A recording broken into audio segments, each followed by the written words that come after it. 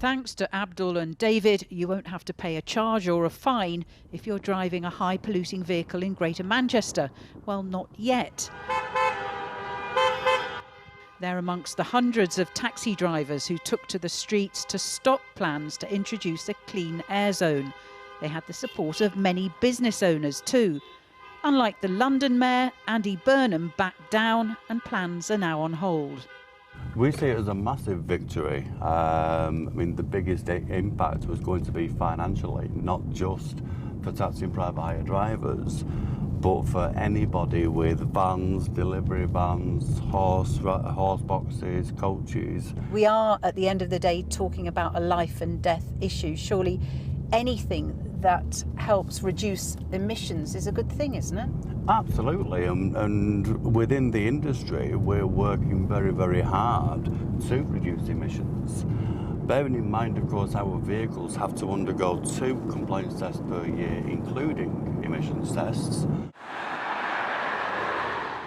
I'm 9 miles from Manchester city centre in Rochdale, and yet this was still part of the original clean air zone. The large area affected was part of the reason why it proved so unpopular. Now plans are on pause, more than 1,000 signs have had to be altered, and that alone has cost an extra £186,000. It might be on hold in Greater Manchester, but there's a growing number of cities that are charging drivers in high-polluting vehicles. They include Portsmouth, Bath, Bristol, London, Birmingham, Sheffield, Bradford and Newcastle. Plans to extend restrictions to cover Greater London lost Labour the Uxbridge by-election, according to some. Eamon O'Brien is the Labour leader of Bury Borough Council and Greater Manchester lead on clean air. Have you learnt a few lessons from Labour losing Uxbridge?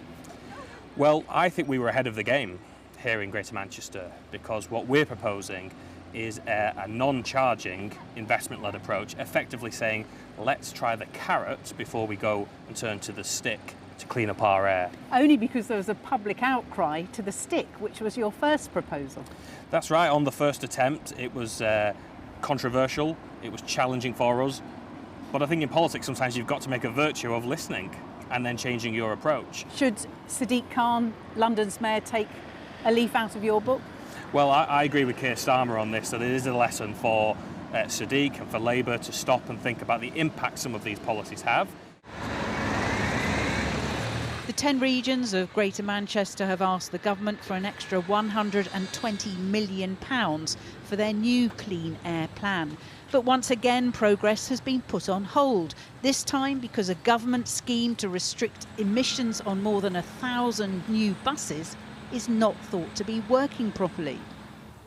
The delays are deeply frustrating for Dave Lawson. He has bronchiectasis, which leaves him struggling to breathe every time he's in Manchester city centre. The best way to describe it is like there's a belt around your chest that is gradually tightening just, all the time. It's like a tourniquet being applied on your chest. What are the implications for you of a delay on introducing any measures? Part of me doesn't even want to think what the levels are going to be like in 3 years' time. If nothing's changing on any of these emissions, or these retrofitted vehicles are still not being retrofitted properly,